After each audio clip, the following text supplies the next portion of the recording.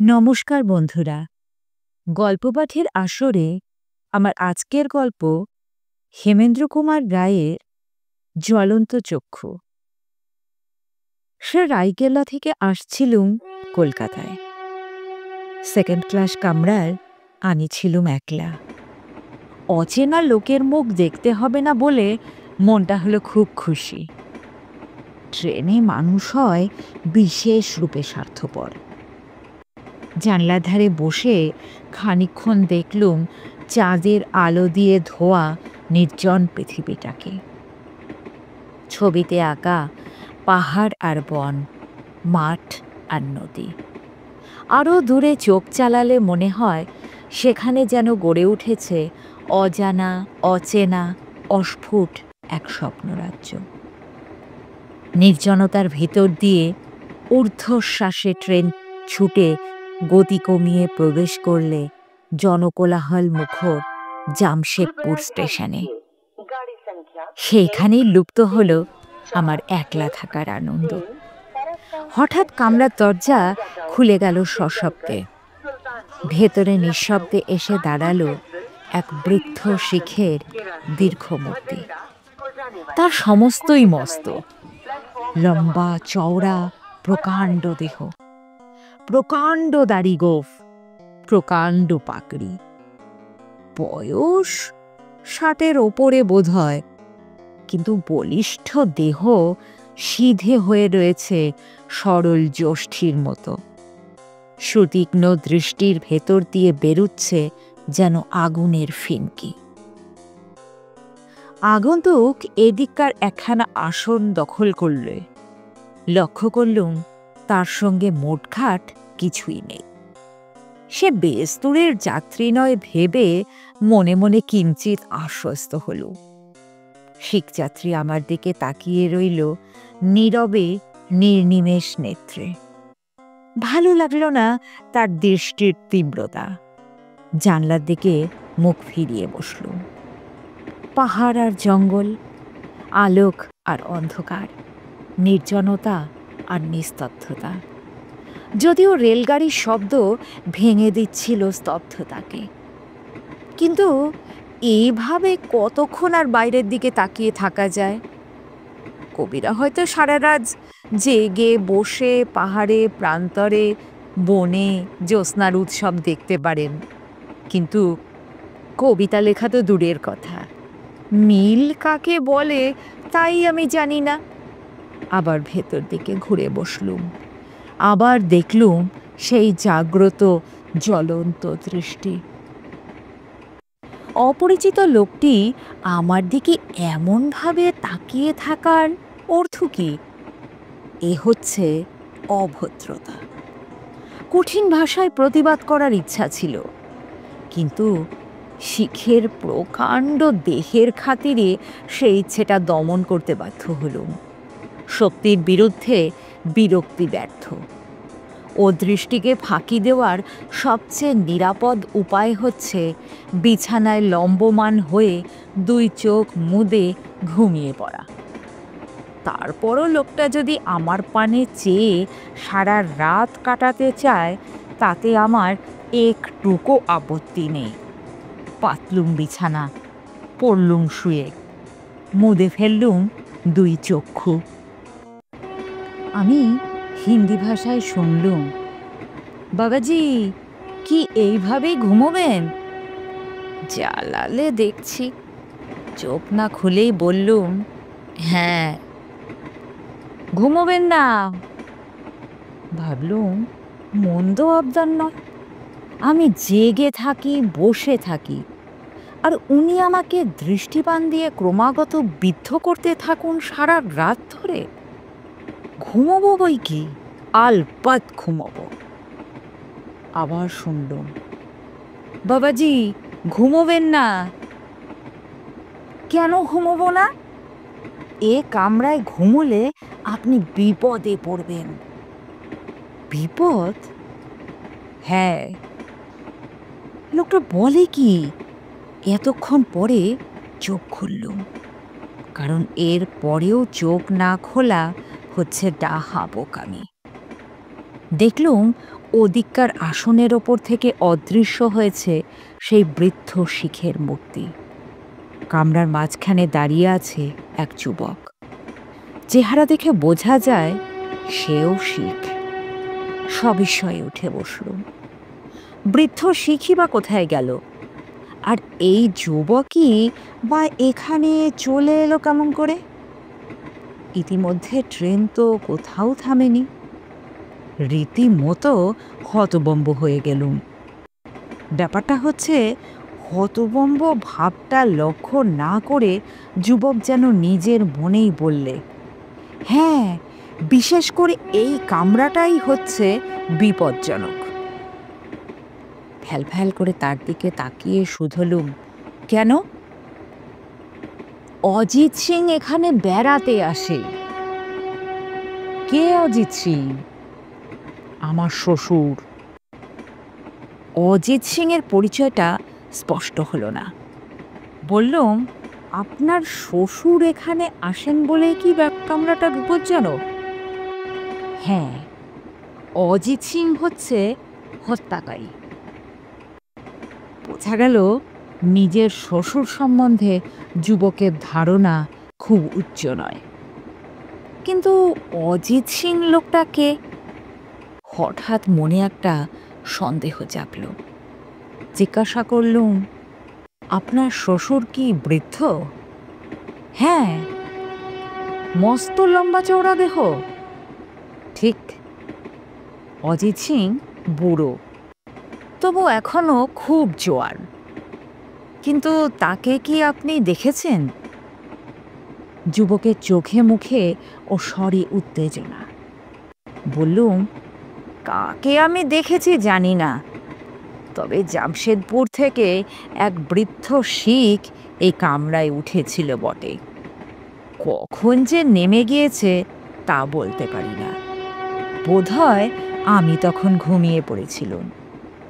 যুবক ব্যস্তভাবে কামরার এদিক থেকে ওদিক পর্যন্ত গিয়ে আবার ফিরে আমার কাছে এসে দাঁড়ালো।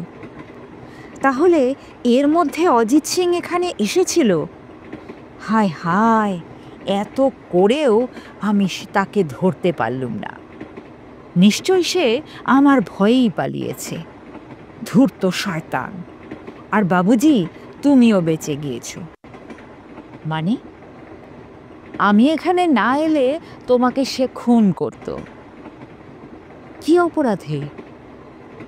অপরাধ আবার কি? বিনা অপরাধে।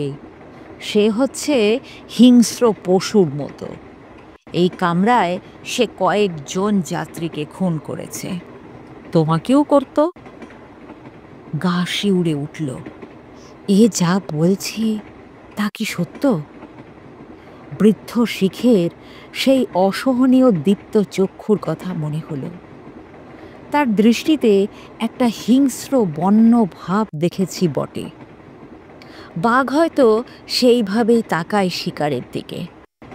যুবক বললে, অজিত সিং তাই আমাকে খুন করেছে, আর সেই অপরাধে তার ফাঁসি হয়েছে। ফাঁসির পরেও আমি তাকে ছাড়িনি। তার পেছনে পেছনে সর্বদা আছি ছায়ার মতো ঘুরি। আর কতকাল এইভাবে যাবে জানি না, কিন্তু একদিন না একদিন তাকে আমি ধরবই ধরব। আর শোনো বাবুজি, সে আমাকে খুন করেছিল এই কামরার ভেতরেই। সাবধান, খুব সাবধান। এখনো এই কামরায় এলে তার মাথায় জাগে খুনের নেশা। ট্রেন একটা স্টেশনে এসে দাঁড়িয়েছে। যুবক হঠাৎ কামরার দরজা খুলে বাইরে বেরিয়ে গেল। যুবককে খুন করার অপরাধে অজিত সিংয়ের ফাঁসি হয়েছে, এবং তারপরেও ট্রেনে চড়ে ভ্রমণ করছে তারা দুজনে। চমৎকার গল্প। কোনো গাঁজাখুরি উপন্যাসের লেখকও এমন উদ্ভট কল্পনা মাথায় আনতে পারেনি। ট্রেন ছুটছে। খানিকক্ষণ বাইরের দিকে তাকিয়ে উন্মত্ত যুবকের কথা ভাবতে লাগলুম। তারপরে মনে মনে হেসে আবার শয়নের উদ্যোগ করেছি। হঠাৎ চোখ পড়ল ওদিককার আসনে। এ কি চরম বিস্ময়! মূর্তির মতো স্থির হয়ে বসে আছে সেই বৃদ্ধ শিখ। তার জ্বলন্ত চোখ দুটো স্থির হয়ে আছে আমার দিকে। প্রথমটা আমার সর্বাঙ্গ আচ্ছন্ন হয়ে গেল দারুণ আতঙ্কে।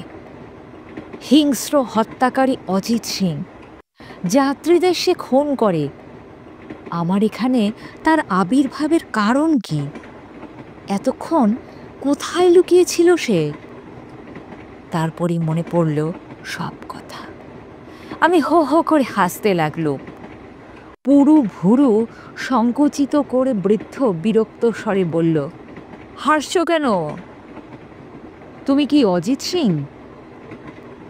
আমার নাম তোমাকে কে বললে? তোমার জামাই। কে? শের সিং? সে আর কি বলেছে? তাকে তুমি খুন করেছ, তাই বিচারে তোমার ফাঁসি হয়েছে।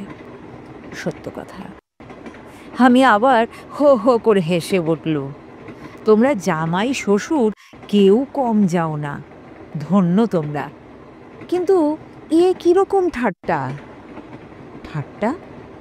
ঠাট্টা নয়তো কি? চলন্ত ট্রেনে ওঠানামা করে যাত্রীদের মিথ্যে ভয় দেখিয়ে তোমরা কি আনন্দ পাও বাবা? জেনে রাখো, এত সহজে ভয় পাবো না। অজিত সিংয়ের চোখ দুটো আরও তীব্র হয়ে উঠল, কিন্তু মুখে সে কিছুই বললে না। নিহত শের সিং আর ফাঁসি কাঠে মৃত অজিত সিং দুজনেই জীবন্ত। দুজনেই হয়তো বিনা টিকিটেই রেলপথে ভ্রমণ করছে, আর খোশ মেজাজে করছে যাত্রীদের পিলে চমকে দেওয়ার ব্যবস্থা। এমন আজগুবি ঠাট্টার কথা কে কবে শুনেছে? দোহাই সিং মশাই, দয়া করে অমট কটমটিয়ে আমার দিকে চেয়ে থাকবেন না। ঠাট্টারও একটা সীমা আছে। আপাতত আমাকে একটু ঘুমোতে দেবেন কি? নইলে আমি অন্য কামরায় যেতে বাধ্য হব। পরে স্টেশন আসতে আর দেরিও নেই। অজিত সিং গম্ভীর স্বরে ধীরে ধীরে বললে, তোমার ধারণা আমরা তোমার সঙ্গে ঠাট্টা করছি? নিশ্চয়ই। তোমার ধারণা আমরা জীবিত? তার বলতে? মূর্খ! অজিত সিং দাঁড়ালো। তার কাঁধ থেকে পৈতার মতো বন্ধনীতে ঝুলানো কৃপাণ দুলে উঠল। জলজল করছে তার দুটো নৃশংস চক্ষু। মনে মনে প্রবাদ গুডল, ভাবল ব্যাপারটা তো সুবিধের বলে মনে হচ্ছে না। ঠাট্টাটা এইভাবে সাংঘাতিক হয়ে উঠবে নাকি? শ্বশুর আর জামাই দুইজনেই নিশ্চয়ই উন্মাদ রোগগ্রস্ত। ঘুম থেকে উঠে কার মুখ দেখেছি, আজকের যাত্রা শুভ নয়। প্রচণ্ড স্বরে অজিত সিং বললে, শের সিং, শের সিং, তুমি হচ্ছ আমার দুষ্ট গ্রহ। কুক্ষণে আমি তোমাকে হত্যা করেছিল। আমার কাছ থেকে অনেক শিকার তুমি কেড়ে নিয়েছ, কিন্তু আজ আর তুমি পারলে না। তুমি আসছো জেনেই আমি গা ঢাকা দিয়েছিল, কিন্তু তুমি বিদায় হবার পর আবার আমি ফিরে এসেছি। এবারে আমার হাত থেকে কেউ আর শিকার ছিনিয়ে নিতে পারবে না। এবারে জয়ী হব আমি। হা হা হা হা হা। কি ভীষণ অট্টহাস্য! ফেটে গেল যেন আমার কান। কাঁপতে কাঁপতে আমি উঠে দাঁড়ালো। আচম্বিতে নিভে গেল কামরার আলো। বিস্ফারিত চোখের সামনে দেখলুম নীলবর্ণ অগ্নিতে ভরা দুটো নিষ্ঠুর, ক্রুদ্ধ ও বুভুক্ষ দৃষ্টি ধীরে ধীরে এগিয়ে আসছে আমার দিকে। পায়ে পায়ে পিছোতে পিছোতে কামরার এক প্রান্তে গিয়ে দাঁড়ালুম। সেই অপার্থিব ভয়ঙ্কর চোখ দুটো তখন যেন দাউ দাউ করে জ্বলছে। দৈব গতিতে হাত লেগে গেল বৈদ্যুতিক বাতির চাবিতে। দপ করে আবার জ্বলে উঠল আলো। সঙ্গে সঙ্গে বাইরেও দেখা গেল সারি সারি বৈদ্যুতিক আলোক। জনতার কণ্ঠস্বর। ট্রেন প্রবেশ করছে খড়গপুর স্টেশনে। কামরার ভিতরে দাঁড়িয়ে আছি আমি একলা। কোথায় অজিত সিং আর তার সেই চলন্ত চক্ষু? আমার মাথা কি হঠাৎ খারাপ হয়ে গিয়েছিল? আমি কি এতক্ষণ ধরে এক দুঃস্বপ্ন দেখছিল? স্বপ্নই হোক আর যাই হোক বাবা, এ আর কামড়ায় আমি নয়, চুলোয় যাক একলা থাকার আনন্দ। আমি চাই এখন জনতায় পরিপূর্ণ একখানা কামরা। বসবার জায়গা না পেলে দাঁড়িয়ে যেতেও রাজি আছি। তাড়াতাড়ি প্ল্যাটফর্মে নেমে পড়ে চিৎকার করলুম, কুলি কুলি।